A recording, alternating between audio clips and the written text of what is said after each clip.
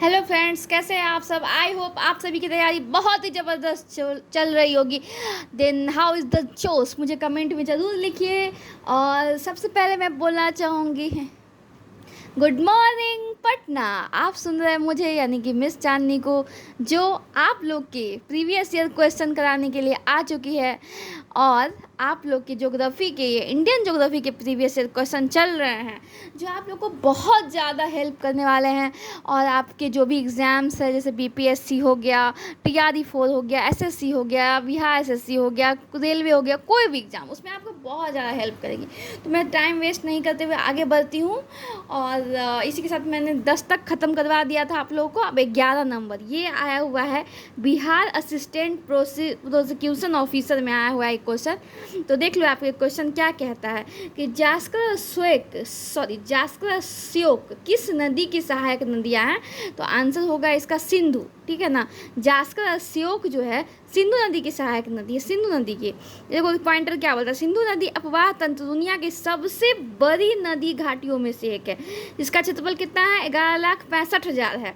और कुल लंबाई कितना 2880 है, 2880 मीटर है। और भारत में जो है कितना लंबाई 1114 मीटर है इसका, ठीक है। और इसका उद्गम जो है ना, इसका उद्गम तिब्बत में कैलाश मानसरोवर पर्वत के बोखर चू के पास एक ग्लेशियर से होता है। इसे तिब्बत में सिंगी खम्बान या शेरे मुख के नाम से जाना जाता है, ओके। और यह जो है अरब सागर में मिल जाती है सिंधु नदी। देखो यह जो है ना भारत में जो प्रवेश करती है उस जगह का नाम है दमचोक। क्या नाम है दोस्तों, दमचोक। देख सकते हो आप, दमचोक नाम है उसका। दम लगा के एकदम भारत में घुस जाती है सिंधु नदी। बोलती है आप तुमको भारत में घुसना है तो दमचोक। और पाकिस्तान में चिल्ला चिल्ला के घुसती है, दर्द रहता है। देखते पाकिस्तान का कितना दर्द फील करता है, वहाँ आतंकवादी हमला होता है तो दर्दिस्तान, दर्द चिल्ला चिल्ला के चिल्ले और दर्दिस्तान के पास प्रवेश करती है पाकिस्तान में। और इंडिया में दमचोक, दम लगा के हई, ठीक है। आगे बढ़ते हैं हम लोग, ठीक हो। आगे देखो, इसमें आकर कई हिमालय सहायक नदियाँ मिल जाती है, जैसे कि श्योक, गिलगित, जास्कर, हुंजा, नुब्रा, संगर आदि। और सिंधु नदी की प्रमुख सहायक नदियाँ कौन कौन है, तो झेलम, रावी, चिनाब, व्यास, सतलज है। इसको पंचनद कहते हैं। और 5 नदियों में केवल व्यास नदी है जो भारत में प्रवाहित होती है, याद रखना। आगे बढ़ते हैं क्योंकि हम लोग जल्दी करना।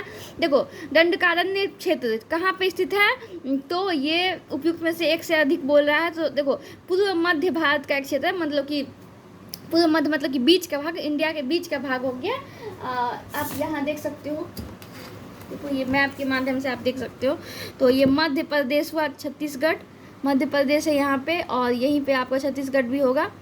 तो मध्य प्रदेश छत्तीसगढ़, तो यहीं पे दंडकारण्य क्षेत्र आता है कहीं ना कहीं, तो आप देख लो। देखो दंडकारण्य क्षेत्र पूर्व मध्य भारत का क्षेत्र है, जिसमें मध्य प्रदेश, छत्तीसगढ़, उड़ीसा, आंध्र प्रदेश के पास कुछ हिस्से शामिल है। आपने देखा, मैंने दिखाया था अभी, रामायण में दंडकारण्य क्षेत्र का उल्लेख किया गया है। इसमें चौड़े वन आच्छादित पठार और पहाड़ियाँ वितरित हैं, जिनकी ऊंचाई पूर्व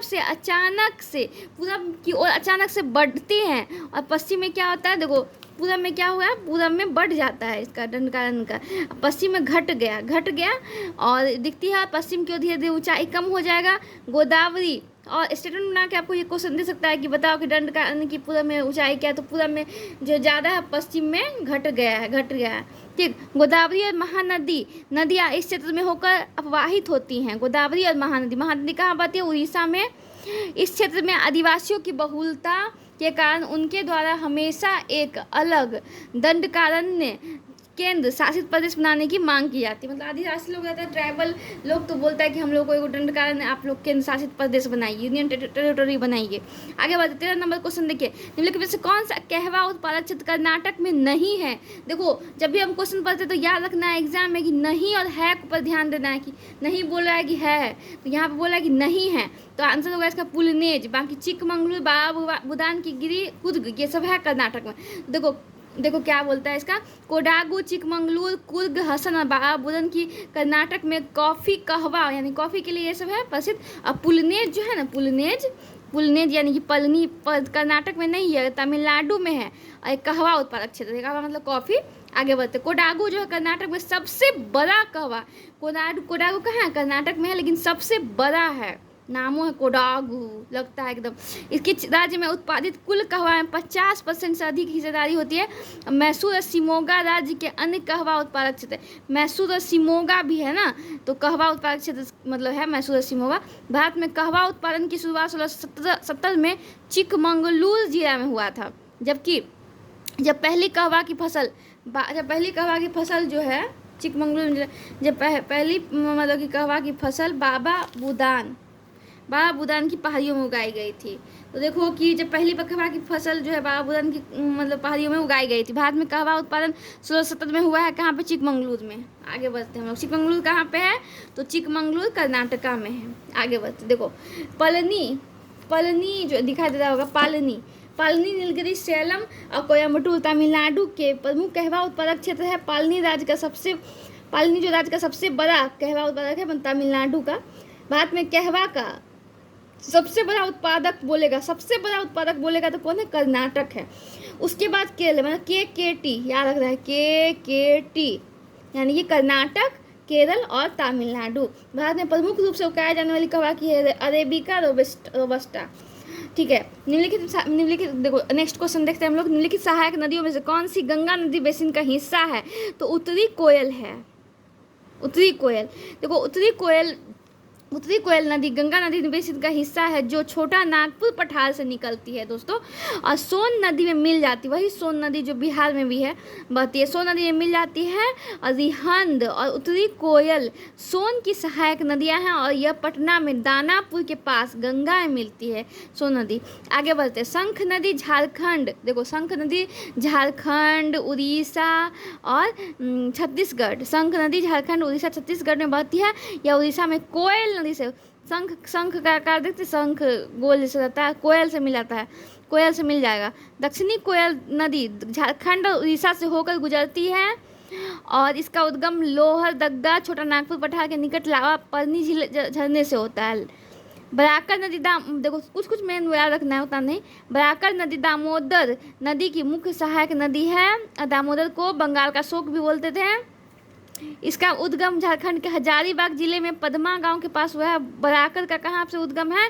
तो झारखंड के कहाँ से? झारखंड के पदमा गांव से के पास है। मंडल बांध उत्तरी कोयल नदी पे है, मंडल बांध उत्तरी कोयल पे है। मैथन और तिलैया जो है ये आपका मैथन और तिलैया बांध बराकर नदी पर है। मैथन और तिलैया। उसरी जो है, उसरी बराकर नदी का एक महत्वपूर्ण सहायक नदी है, और गिरिडीह शहर उसी नदी के किनारे पर उसरी। ठीक है। अमरकंटक किन नदियों का उद्गम स्रोत है? तो सोन, नर्मदा, महानदी। सोन देखो छत्तीसगढ़ में अवस्थित अमरकंटक जो है पठार, अमरकंटक एक पठार प्लेटू है छत्तीसगढ़ में स्थित अमरकंटक जो प्लेटू है पठार, सोन, नर्मदा, महानदी नदियों का उद्गम होता है यहाँ से। और यह अरिय अपवाह प्रतिरूप आदर्श का उदाहरण है। अरिय अपवाह प्रतिरूप में नदियाँ, देखो अरिय अपवाह प्रतिरूप में नदियाँ क्या होता है? तो एक पहाड़ी केंद्रीय शिखर से निकलता है। देखो जैसे कि मान के चलो कि ये पहाड़ जैसे है, यहाँ शिखर से निकला तो उसको अरिय अपवाह कहेंगे। ठीक है ना। तो निकलती है और सभी दिशाओं में अपवाहित हो गया, सभी दिशाओं में। तो हम लोग अभी क्या पढ़े हैं? हाँ, तो सोन देखो, सोन गंगा की एक दक्षिणी तट की सहायक नदी है, जो अमरकंटक पठार से निकलती है, और पठार के किनारे पर कई झरनों की एक श्रृंखला बनाने के बाद यह पटना के पास मनेर में गंगा में मिल जाती है। सोन जो है मनेर में मिल जाती है गंगा के पास। इसकी प्रमुख सहायक नदियाँ उत्तरी कोयल, रिहांद, जोहिला है। सोन नदी को सोनभद्र और हिरण्यवाह भी कहते हैं। इसको सोन नदी को। ठीक है। नर्मदा नदी मध्य प्रदेश के अमरकंटक पहाड़ियों से निकलती है, भ्रंश घाटी में की ओर बहती है, अपने मुहाने में जर्दनमुख निर्माण करती है, बनाती है। और नर्मदा तापी बनाता है। देखो महानदी छत्तीसगढ़ के रायपुर जिले में सिहावा श्रेणी के पास निकलती है। महानदी छत्तीसगढ़ के रायपुर जिले में सिहावा श्रेणी के पास निकलती है। उड़ीसा से होकर बंगाल की खाड़ी में मिल जाता है। हाँ, महानदी जो है छत्तीसगढ़ से यहाँ से निकला, ये जो है बंगाल का खाड़ी में मिल गया। ठीक है। केन बेतवा लिंक परियोजना के बारे में पढ़ना है। देखो इस परियोजना के तहत केन का पानी बेतवा नदी में भेजा जाएगा, और दाऊ धाम बांध के निर्माण तथा दोनों नदियों से नहर को जोड़ने लोअर उर परियोजना कोठा बैराज और बिना कॉम्प्लेक्स परियोजना के जरिए पूरा किया जाएगा। परियोजना को उत्कृष्ट प्रौद्योगिकी के साथ 8 वर्षों में क्रियान्वित कर लेने का प्रस्ताव है। यह परियोजना पानी की कमी से जूझते हुए बुंदेलखंड मतलब फायदेमंद होगा। मध्य प्रदेश उत्तर प्रदेश राज्यों में फैला है। केन बेतवा, याद रखना है केन बेतवा लिंक कहाँ पे है? मध्य प्रदेश और यूपी में, एमपी और यूपी। 22 मार्च 2021 को देश में नदियों को आपस में जोड़ने की प्रमुख केंद्रीय योजना के रूप में केन बेतवा लिंक परियोजना के लिए केंद्रीय जल शक्ति मंत्री मध्य प्रदेश उत्तर प्रदेश के मुख्यमंत्री के बीच हुआ था 22 मार्च 2021 को। सबने याद रखना है बस। केन बेतवा यूपी एमपी में ही। 16 नंबर क्वेश्चन, परवाल भित्तियाँ किन क्षेत्रों में नहीं पाई जाती हैं? तो देखो कैम्बे की खाड़ी में नहीं पाई जाती है। कैम्बे की खाड़ी आई थिंक गुजरात में होना चाहिए। परवाल भित्तियाँ नहीं पाई जाती। देखो आगे हम लोग पढ़ते हैं। देखो कैम्बे की खाड़ी, परवाल भित्तियाँ, केरल रीफ, सॉरी कैम्बे की खाड़ी में परवाल भित्तियाँ, कोरल, जैसे कि कोरल रीफ बोलते हैं परवाल भित्ती को, और कैल्शियम कार्बोनेट का बना होता है ये।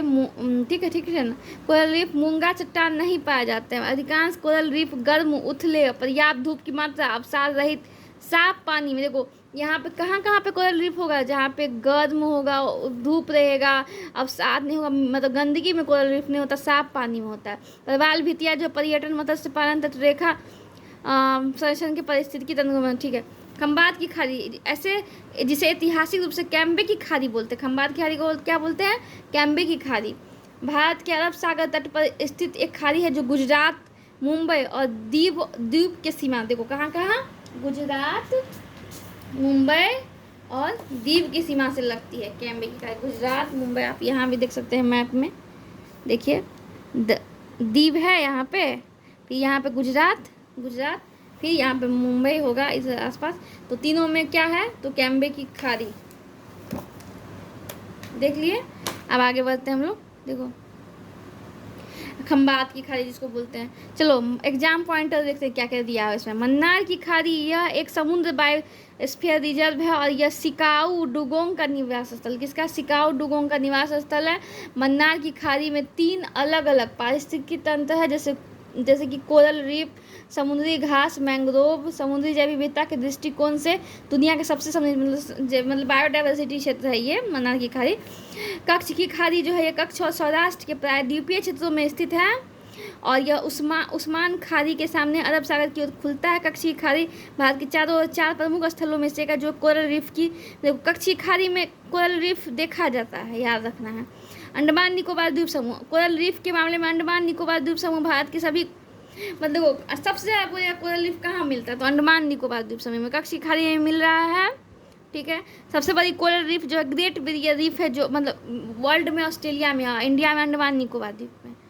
देखो कैम्बे की खाड़ी में कोरल रीफ क्यों नहीं है, आखिर क्या कारण? देखो कितना अच्छा क्वेश्चन दिया है, बहुत सारा मतलब डिकोडिंग करके आएगा एग्जाम में कि ऑप्शन से बताना आता है, तो आप देख सकते हैं। तो कोरल रीफ क्यों नहीं है कैम्बे की खाड़ी में? तो क्योंकि यहाँ पे आदर्श स्थितियाँ नहीं है। तापमान 20 से 21 डिग्री सेल्सियस, हमने अभी बोला कि कोरल रीफ के लिए उच्च तापमान चाहिए, लेकिन यहाँ पे कितना 20 से 21 डिग्री कम तापमान है। गहराई होना चाहिए 60 से 70 मीटर तक होना चाहिए ताकि सूर्य की रोशनी पहुँच सके, और लवणता 27 से 40 ppm होना चाहिए। मतलब तापमान होना चाहिए 20 से 21 आवश्यकता होता है। गहराई 60 से 70 मीटर की ताकि सूर्य की रोशनी पहुंच सके। लवणता 27 से 40 ppm। कैम्बे की खाड़ी में तापी, साबरमती, माही के निरंतर प्रवाह के कारण कोरल रीफ के निर्माण और विकास के परिस्थितियाँ अनुपस्थित है। मतलब तापी, साबरमती सब जाते रहता है तो इसके कारण नहीं होता। खंबात क्षेत्र किस राज्य में स्थित है? तो गुजरात में। खंबात क्षेत्र किस राज्य में स्थित है? गुजरात में है। और देखो वही 18 नंबर क्वेश्चन, निम्नलिखित में से किस क्षेत्र में कोरल रीफ, मूंगा चट्टानें नहीं है? तो नहीं है तो क्या है? खंबात की खाड़ी में नहीं है, अभी हम लोग पढ़ चुके हैं। ये क्वेश्चन आ चुका है, हेडमास्टर बीपीएससी में आया हुआ है। और देखो ये भी बिहार असिस्टेंट प्रोसिक्यूशन ऑफिसर में आया हुआ है। तो देखो क्वेश्चन यहीं से आया, फिर यहीं से रिपीट होगा, इसलिए आप लोग को एक्सप्लेनेशन अच्छे से ध्यान में रखना। ठीक है। आगे देखो कन्याकुमारी के निकट स्थित पहाड़ियाँ हैं, तो कौन सा है? तो इलायची की पहाड़ियाँ। कौन सा है? कार्डमम हिल्स है। और इलायची की पहाड़ियाँ कन्याकुमारी के करीब अवस्थित है। केरल और तमिलनाडु में स्थित भारत में सबसे दक्षिण पर्वत श्रृंखला है। यानी कि देख सकते हो आप यहाँ पे मैप में देखो कि कहाँ का केरल और तमिलनाडु में है कौन? यही पहाड़ियाँ जो मैंने अभी बोला, क्या बोला? अन्नामलाई पहाड़ियाँ तमिलनाडु केरल में है। इसकी सबसे ऊंची चोटी क्या है? अनाईमुडी है। अनाईमुडी है, बहुत मूड में रहता है। अनाईमुडी है, हमको लगता है इसमें भी होगा। देखो तमिलनाडु अनाइमल हिल्स है लिखा हुआ, अनाइमल हिल इंग्लिश में है, तो वही। और इसकी सर्वोच्च चोटी को है अनाईमुडी, अनाईमुडी यहाँ पे देख सकते हैं आप लोग, ठीक। तो तमिलनाडु और केरल में अनाइमल हिल्स और अन्नामलाई, और इसके सबसे ऊंची चोटी अनाईमुडी है। तो मैंने दिखा दिया, अब आगे बढ़ती हूँ। तो देखो यहाँ पे इसकी ऊंचाई 2695 मीटर है, जो केरल में है। अनाईमुडी पश्चिमी घाट की सबसे ऊंची चोटी भी है। पश्चिमी घाट की सबसे ऊंची चोटी बोलेगा तो अनाईमुडी 2695 मीटर। नीलगिरी पहाड़िया ब्लू माउंटेन, नीलगिरी पहाड़िया ब्लू माउंटेन जो है कर्नाटक, केरल और तमिलनाडु में अवस्थित है, केकेटी में है। और नीलगिरी पहाड़िया भारत का पहला बायोस्फीयर रिजर्व है। और नीलगिरी पहाड़ी की सबसे ऊंची चोटी को बोलेंगे दोदा बेटा, दादा बेटा बोल सकते हैं, 2637। देखो अनाईमुडी का कितना था 2695, जबकि दादा बेटा का कितना है, दादा बेटा का 2637। तमिलनाडु में है उद्गम मंडलम ऊटी नीलगिरी पहाड़ियों में स्थित है। कौन, दोदा बेटा। सेबरॉय हिल्स के बारे में हम लोग पढ़ेंगे। सेबरॉय हिल्स या सर्वनारायण पहाड़ियाँ जो है तमिलनाडु के सेलम में है। यह तमिलनाडु और पूर्वी घाट के प्रमुख हिल स्टेशनों में से एक है। कन्याकुमारी, जिसे केप कैमोरिन भी कहते हैं, मुख्य भूमि भारत का सबसे दक्षिणतम बिंदु है। जबकि इंदिरा पॉइंट, जिसे पिग्मेलियन पॉइंट बोलते हैं, कन्याकुमारी को केप मेमोरिन कहते हैं और इंदिरा पॉइंट को पिग्मेलियन पॉइंट कहते हैं, पिग्मेलियन पॉइंट कहते हैं, और भारत का सबसे दक्षिणतम बिंदु है। इंदिरा पॉइंट अंडमान निकोबार द्वीप समूह के ग्रेट निकोबार में स्थित है। 6 डिग्री चैनल जो है ग्रेट चैनल को भारत को इंडोनेशिया यानी कि सुमात्रा द्वीप से अलग करता है, ठीक है। आगे बढ़ते, भारत में घने पर्णपाती वनों के अंतर्गत सर्वाधिक क्षेत्रफल वाला राज्य है। घने पर्णपाती वन के अंतर्गत सर्वाधिक क्षेत्रफल, मतलब घने पर्णपाती वन किस राज्य में है, तो यही पूछ रहा है क्वेश्चन। ये 65वीं बीपीएससी में आया है, तो इसका आंसर होगा आपका, इसका आंसर होगा सी, यानी कि उपयुक्त में से एक से अधिक। भारत में घने पर्णपाती वनों के अंतर्गत जो है सर्वाधिक क्षेत्रफल राज्य मध्य प्रदेश है, मध्य प्रदेश। मतलब ये 2023 का अतिवार्षिक रिपोर्ट के अनुसार दिया हुआ है, तो अब नहीं भी पढ़ेंगे चलेगा, तो इसलिए हम आगे बढ़ते, इसको स्किप करते हैं। लिख लेते, भारत वन स्थिति पर आय सफर 2023 के अनुसार मध्य प्रदेश में सबसे अधिक वन आवरण क्षेत्र है, जिसका कुल क्षेत्रफल इतना है। और अरुणाचल प्रदेश उसके बाद आता है। उसके बाद देखो छत्तीस मतलब मध्य प्रदेश, अरुणाचल प्रदेश, छत्तीसगढ़, ठीक है। चौथे और 5वें स्थान पर उड़ीसा और महाराष्ट्र। चलो आगे बढ़ें। 21 नंबर, भारत में निम्नलिखित में से किस एक वन प्रारूप में सागौन टीक प्रभावी वृक्ष स्पीसीज हैं, तो उष्णकटिबंधीय आर्द्र पर्णपाती वन, उष्णकटिबंधीय आर्द्र पर्णपाती वन, उष्णकटिबंधीय आर्द्र पर्णपाती वन, ठीक है। देखो उष्णकटिबंधीय आर्द्र पर्णपाती वन जो है, वन में सागौन एक प्रभावी वृक्ष स्पीसीज है। सागौन उष्णकटिबंधीय आर्द्र मतलब गीला, और उष्णकटिबंधीय आर्द्र पर्णपाती वन जो है, जो मतलब सागौन है एक प्रभावी स्पीसीज। आर्द्र पर्णपाती वन उन क्षेत्रों में अधिक पाया जाता है जहाँ 100 से 200 सेंटीमीटर के बीच, बहुत बहुत इंपॉर्टेंट है दोस्तों, 100 से 200 सेंटीमीटर के बीच वर्षा दर्ज होती है। इन वनों का वितरण हिमालय की तलहटी, पश्चिमी घाट, उड़ीसा के पूर्वी ढलानों के साथ पूर्वोत्तर राज्य में देखा जाता है। चंदन, सागौन, साल, शीशम, हुर्रा, महुआ, आंवला, सेवल, कुसुम आदि इन वनों में पाए जाने वाले प्रमुख पेड़ों की प्रजातियां हैं। बहुत इंपॉर्टेंट, 100 से 200 सेंटीमीटर होता है। कहाँ, कौन, उष्णकटिबंधीय आर्द्र पर्णपाती वन 100 से 200 सेंटीमीटर के बीच होता है। और चंदन, सागौन, साल, शीशम, हुर्रा, महुआ ये सब होता है। निम्नलिखित में किस राज्य में वनों के अंतर्गत क्षेत्रफल का प्रतिशत सबसे अधिक है, तो अरुणाचल प्रदेश, जैसा कि अभी हम लोग पढ़ चुके हैं। और देखिए दिए गए विकल्प, अरुणाचल प्रदेश में वनों का अंतर्गत क्षेत्रफल का प्रतिशत सबसे अधिक है। आगे बढ़ते हैं। हालांकि सभी राज्यों में मिजोरम में प्रतिशत की दृष्टि से बोलेगा मिजोरम है। क्षेत्रफल के हिसाब से मध्य प्रदेश में देश का सबसे बड़ा वन, सबसे बड़ा बोलेगा तो मध्य प्रदेश में है, और प्रतिशत में बोलेगा मिजोरम। और अरुणाचल प्रदेश में वनों के अंतर्गत क्षेत्रफल का प्रतिशत हिस्सा। चलो आगे बढ़ते हैं। ये सब नया वाला आंकड़ा जो अगर आएगा तो देखिएगा। भारत में निम्नलिखित क्षेत्रों में से किस एक में मैंग्रोव वन, सदापर्णी वन और पर्णपाती वनों का संयोजन है, तो अंडमान निकोबार द्वीप समूह में। अंडमान निकोबार द्वीप समूह 2 अलग अलग भागों में बटा हुआ है। उत्तर में अंडमान है और दक्षिण में निकोबार है। 10 डिग्री चांद से अलग होता है, 10 डिग्री चांद से अलग होता है।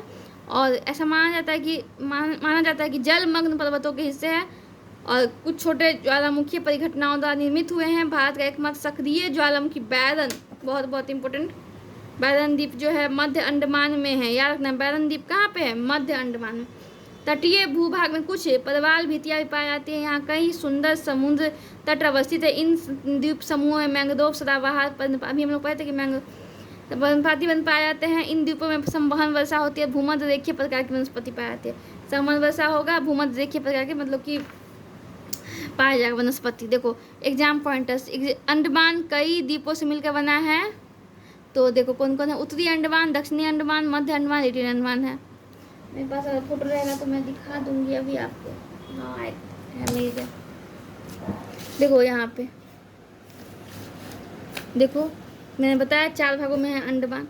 नॉर्थ अंडमान, मिडिल अंडमान, ठीक है, और north Andaman, middle Andaman, north Andaman है, मिडिल अंडमान है, साउथ अंडमान है, फिर लिटिल अंडमान है। Little Andaman, north, middle, south, little, देख सकते हैं आप लोग यहाँ पे। ओके आगे बढ़ते हैं। देखिए और हो गया निकोबार में कई द्वीपों से मिलकर बना है। Car Nicobar, great Nicobar, little Nicobar. Andaman Nicobar द्वीप समूह की राजधानी पोर्ट ब्लेयर है। और दक्षिणी जो है अंडमान पर अवस्थित है। पोर्ट ब्लेयर कहाँ पे है?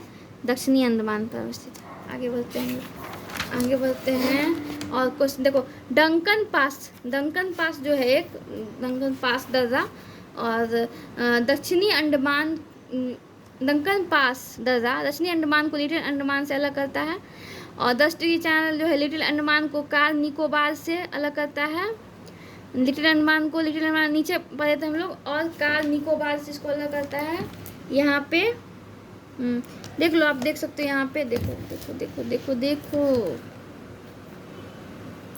10 डिग्री देखो यहाँ पे है कार निकोबार, लिटिल अंडमान इसको 10 डिग्री चैनल अलग कर रहा है। 10 डिग्री चैनल अलग कर रहा है मतलब लिटिल अंडमान को कार निकोबार से 10 डिग्री चैनल अलग कर रहा है।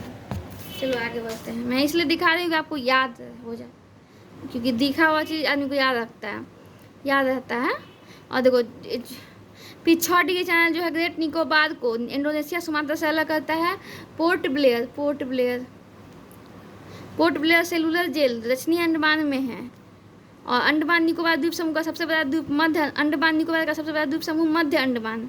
रॉस द्वीप का नाम बदलकर नेताजी, बहुत आया था एक बार क्वेश्चन, रॉस द्वीप का नाम बदलकर नेताजी सुभाष चंद्र बोस द्वीप कर दिया गया है। हॉवलॉक द्वीप का स्वराज द्वीप है, बहुत इंपॉर्टेंट है। 67 बीपीएस में हमको लगता है आया था कि देखो रॉस द्वीप सुभाष 100 हैवलॉक स्वराज और नील शहीद नील शहीद हैवलॉक स्वराज रॉस सुभाष। निम्नलिखित में से कौन सा मेघालय पठार का हिस्सा नहीं है? Very important. भूवन गारो खासी जयंतिया है और भूवन हिल्स नहीं है। तो देखो मेघालय पठार एक ब्लॉक पर्वत है और यह मुख्य रूप से भारतीय पठार मूल रूप से 2 अलग कार्बी एवलॉन्ग पठार और मेघालय पठार का विस्तार है। और मेघालय पठार को आगे 3 भागों में विभाजित किया जाता है। गारो खासी जयंतिया इसका नाम क्षेत्र रहने वाले आदिवासी समूह के नाम पे है, गारो खासी जयंतिया। इसका विस्तार असम की कार्बी आंगलोंग पहाड़ियों में दिखाया जाता है। भूवन पहाड़ियाँ असम और मिजोरम की सीमा से लगी बराक घाटी के दक्षिणी पूर्व में मौजूद हैं। असम और मिजोरम। अब गारो खासी जयंतिया क्या देखना चाहोगे? अगर देखना चाहते हो तो मैं दिखा दूँ आपको। ओके रुको देखती हूँ कहाँ है, यहीं पहुँच है लेकिन शायद इसमें नहीं दिया। दिया है देख लो। आप भी क्या याद रखोगे कि मैंने आपको नहीं दिखाया, तो देख लो गारो खासी जयंतिया, ठीक है। तो आपको मतलब कि पूरब से पश्चिम, पश्चिम से पूरब से जाने के लिए बोल सकता है। तो देखो पूरब में है इधर, सॉरी पश्चिम में मतलब इधर से देखते हैं। तो जयंतिया कहाँ पे? पूरब, फिर खासी, फिर गारो, यानी गारो पश्चिम से पूरब बोलेगा तो गारो खासी जयंतिया, मतलब पहले गारो पश्चिम में, फिर खासी, फिर जयंतिया, गारो खासी जयंतिया, ठीक है। ये आदिवासियों के नाम पे है। आगे बढ़ते हैं। और भूवन पहाड़ियाँ कहाँ पे? तो असम और मिजोरम। भूवन पहाड़ियाँ असम और मिजोरम की सीमा से लगी बराक घाटी के दक्षिणी पूर्व में मौजूद है। निम्नलिखित में से कौन सी मिट्टियाँ नदियों द्वारा जमा की जाती है? तो जलोढ़ मिट्टी, पता है आप लोग को जलोढ़ मिट्टी होगा, नदियों के निछापन से आता है। इसमें कौन सा बहुत उपजाऊ होता है और अपरदन परिवहन से जमा हो जाता है। और 40% भूभाग जो है इसमें समाहित है। प्रायद्वीपीय क्षेत्र में जो है डेल्टाओं और नदी घाटियों में पाया जाता है। प्रायद्वीपीय क्षेत्र ये पूर्व तट के डेल्टाओं प्रायद्वीप में पाया जाता है, लेकिन पूर्वी तट के डेल्टाओं पे, और जैसे कृष्णा इधर जाता है, कृष्णा नदी पूरब में। तो जलोढ़ मिट्टी की प्रकृति रेतीली दोमट से लेकर चिकनी मिट्टी की तरह भिन्न भिन्न होती है। वे आमतौर पर पोटास, देखो दोमट मिट्टी में, जलोढ़ मिट्टी में क्या होता है, पोटास होता है, याद रखना पोटास होता है, और फास्फोरस की मात्रा कम होता है। पोटास हुआ, फास्फोरस नहीं होगा, कम होगा। ऊपरी और मध्य मैदान में दो अलग अलग प्रकार की जलोढ़ मिट्टियाँ विकसित होती हैं, अर्थात खादर और बांगर। खादर नवीन जलोढ़ है और जो कि प्रतिवर्ष आता है, बाढ़ द्वारा निक्षेपित होता है। और बांगर पुरानी मृदा है। खादर और बांगर मिट्टी में कंकड़ पाए जाते हैं। ये मिट्टी निचले मध्य गंगा मैदान में ब्रह्मपुत्र घाटी में अधिक दोमट और चिकनी मिट्टी के रूप में होती है। रेत की मात्रा पश्चिमी भाग से पूर्वी भाग की ओर पूर्वी भाग में हम लोग जानते हैं ना, पूर्वी भाग में देखो कृष्णा कावेरी सब नदी जाता है, तो मतलब रेत नहीं रहता है उतना। जलोढ़ मिट्टी का रंग हल्के धूसर और राख धूसर जैसा होता है। अब आते हैं लाल मिट्टी, पूरा मिट्टी का दे दिया वर्णन। तो यह दक्कन के पठार की, देखो लाल मिट्टी कहाँ, तो दक्कन के पठार के पूर्वी और दक्षिणी भाग में पाया, जहाँ कम वर्षा होती है वहाँ पे लाल मिट्टी होगा। और पश्चिमी घाट के पिडमेंट क्षेत्र के साथ लंबा हिस्सा लाल मिट्टी पश्चिमी घाट में भी होता है, दोमट मिट्टी से घिरा होता है। उड़ीसा और छत्तीसगढ़ के कुछ हिस्सों मध्य गंगा के मैदान में जो है पीला और लाल मिट्टी होता है। बिहार में लाल मिट्टी कैमूर रोहतास में होता है, याद रखना। यह अच्छी जल निकासी वाली स्थिति में पाया जाता है, जहाँ पे जल निकास रहेगा। इसमें लौह होता है यानी फेरिक ऑक्साइड, और इसमें जो होता है पानी की प्रतिक्रिया के कारण रंग बदल कर पीला हो जाता है। मतलब लाल मिट्टी रहेगा, पानी की प्रतिक्रिया कर लेगा तो पीला हो जाएगा, पीला। इसीलिए जो बोलते हैं कि जहाँ पे लाल मिट्टी होता है वहाँ पर ज़्यादा वर्षा होता है तो मिट्टी का चलन होता है, पीला हो जाता है। महीन दाने वाले लाल और पीली मिट्टी को आमतौर पर उपजाऊ होती है, जबकि शुष्क उच्च भूमि क्षेत्रों में पाई जाने वाली मोटे दाने वाली मिट्टी उर्वरता में कम होती है। इस मिट्टी की प्रकृति अम्लीय होती है, एसिडिक। आगे बढ़ते हैं। काली मिट्टी का दे दिया है कपास की खेती के लिए सर्वोत्तम मृदा। ये आमतौर पर भारत के पश्चिमी भाग में होता है, जैसे कि विदर्भ या महाराष्ट्र में। यह मिट्टी कपास की खेती के लिए होता है। रेगुर बोलते हैं उष्णकटिबंधीय चेरनोजम या ट्रॉपिकल ब्लैक अर्थ। करेल उत्तर प्रदेश में है, और सूखने पर गहरी मतलब गड्ढा ऐसे दरार जैसे हो जाता है, तुरंत अपने आप जूता जैसे लगता है, जूता हुआ है। टाइटोनीफेरस मैग्नेटाइट पाया जाता है, इसीलिए इसका रंग काला होता है, याद रखना। लेटेराइट मिट्टी आयरन ऑक्साइड होता है, लेटेराइट मिट्टी में आयरन ऑक्साइड होता है। और पश्चिमी और पूर्वी घाट में पाया जाता है, पश्चिमी और पूर्वी घाट।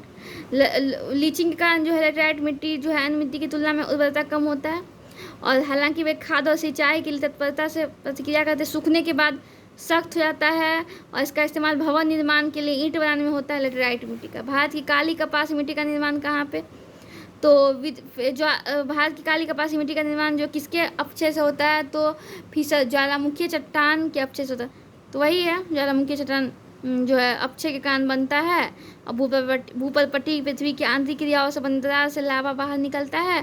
धीरे धीरे लावा ठंडा होगा तो ठोस हो जाएगा और उसके चट्टान बन जाएगा, और मिट्टी दक्कन वही सब है।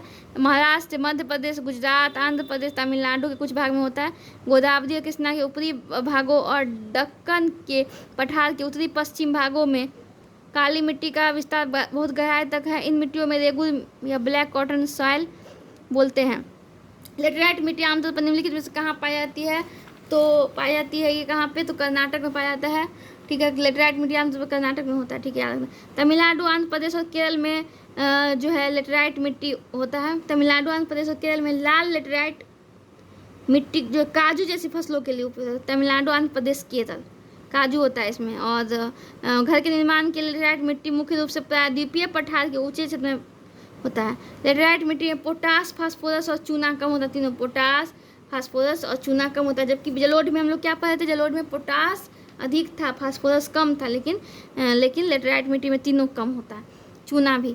और pH 4.5 से 5.5 FeO के कारण जो इसका लाल होता है रंग। लेकिन वैसे किस शहर में अलकनंदा और भागीरथी मिलकर गंगा नदी का निर्माण करती है, तो देवप्रयाग में करती है अलकनंदा। और अलकनंदा नदी सतोपथ, हिमानी और बद्रीनाथ विष्णु मंदिर के लिए प्रसिद्ध है। और देवप्रयाग में भागीरथी जो गंगोत्री हिमनद से निकलती है, उसके बाद दोनों मिल के बना देती है। भारत का सबसे ऊंचा बांध टिहरी जो है भागीरथी नदी पे। हरिद्वार, जहाँ गंगा मैदानी भाग में प्रवेश करती है, हरिद्वार जहाँ गंगा जो है ना मैदानी भाग में प्रवेश करती है। ऋषिकेश, यह शहर गढ़वाल हिमालय ऋषिकेश जो ये गढ़वाल हिमालय के प्रवेश द्वार और विश्व की योग राजधानी के रूप में प्रसिद्ध है।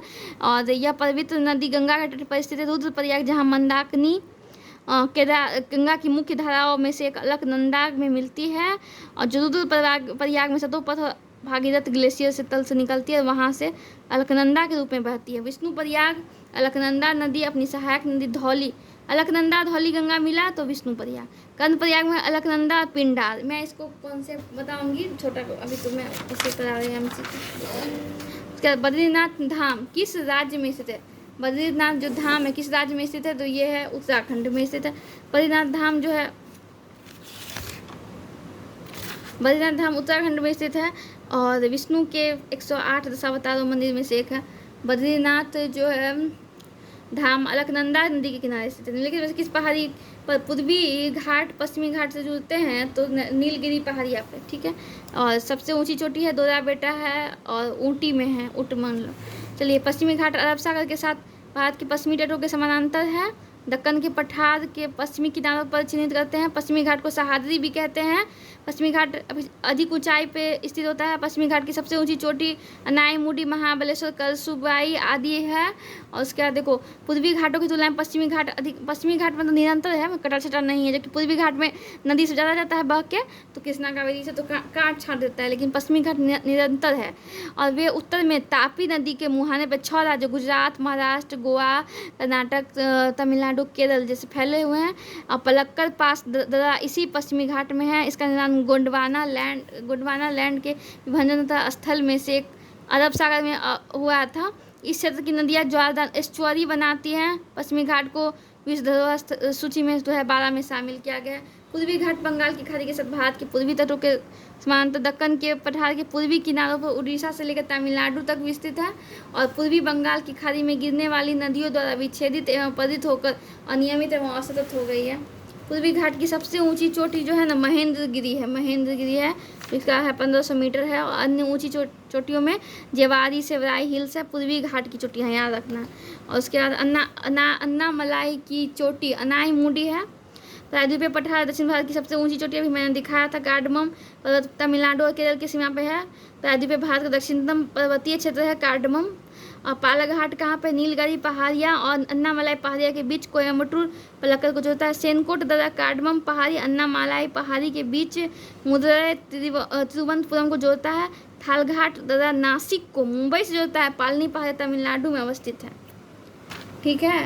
तो देखो, निम्नलिखित दृष्टिकोण से पूर्वी घाटों और पश्चिमी घाटों के बीच एक अच्छा संपर्क होने के रूप में निम्नलिखित में से किसका महत्व अधिक है? तो सत्यमंगलम टाइगर रिजर्व या पश्चिमी और पूर्वी घाटों के संगम क्षेत्र BRT यानी कि बिलीगिरी, रंगा स्वामी मंदिर, बाघ अभयारण्य, बांदीपुर, मुदीमलाई, नागरहोल जैसे अन्य संघ क्षेत्रों से सटे अवस्थित है। सत्यमंगलम टाइगर रिजर्व जो है तमिलनाडु में 2 प्रमुख क्षेत्रों में कार्य करता है। नल्ला माला वन आंध्र प्रदेश और तेलंगाना, नागरहोल कर्नाटक, शेषाचलम आंध्र प्रदेश। नल्ला माला आंध्र प्रदेश कर्नाटक, आंध्र प्रदेश तेलंगाना, नागरहोल कर्नाटक और शेषाचलम आंध्र प्रदेश। तेल नदी निम्नलिखित में से किस नदी की सहायक नदी है? तो ये है तेल नदी उड़ीसा के नवरंगपुर, कालाहांडी, बालगीर और बौद्ध सोनपुर जिलों में बहती है। तेल नदी महानदी की एक महत्वपूर्ण महानदी की सहायक नदी है, याद रखना। उसके बाद एग्जाम पॉइंटर में देखते हैं कि बागमती नदी महाभारत रेंज से निकलती है, कोसी से मिलती है। बागमती सीतामढ़ी जिले के सेवतिया गांव में बिहार में प्रवेश करती है। नदी की कुल सीमा 589 किलोमीटर है। नेपाल में लगभग 195 और बिहार में 394 किलोमीटर बहती है। बिहार में घाघरा नदी देखते हैं तो तिब्बत के मापचाचुंग से होता है। सारण में गंगा से मिल जाता है घाघरा और बिहार और यूपी के बीच सीमा बनाता है 83 किलोमीटर। करनाली भी इसको बोलते हैं, एक क्वेश्चन आ चुका है। और आयतन की दृष्टि से गंगा नदी की सबसे बड़ी सहायक नदी है। गंडक नदी का उद्गम अन्नपूर्णा नेपाल में होता है। गंडक नदी नेपाल के त्रिवेणी कस्बी के पास भारतीय क्षेत्र में प्रवेश करती है। इसके बाद यह नदी दक्षिण दिशा में बहती है। भारतीय क्षेत्र में उत्तर प्रदेश और बिहार से बीच सीमा बनाती है। बिहार के पश्चिमी चंपारण, पूर्वी चंपारण, गोपालगंज, सारण, मुजफ्फरपुर, वैशाली जिला में होकर बहती है। हाजीपुर के निकट गंगा मिल जाती है। गंडक नदी हाजीपुर में मिलती है। यह नदी की कुल लंबाई 640 है, बिहार में 260 मीटर है। हदहा नदी पश्चिमी चंपारण जिले में बाघा के पास गंडक नदी में मिल जाती है। कमला नदी का उद्गम महाभारत श्रेणी में नेपाल से होता है और मधुबनी में बिहार में प्रवेश करती है, बागमती से मिलती है। कमला बेसिन कमला नदी बिहार के मधुबनी जिले में प्रवेश करती है। इस नदी पर कमला बैराज के नाम से बैराज बनाया गया है। चलिए इसी के साथ हम इस सेशन समाप्त करते हैं और आगे फिर मिलेंगे हम लोग।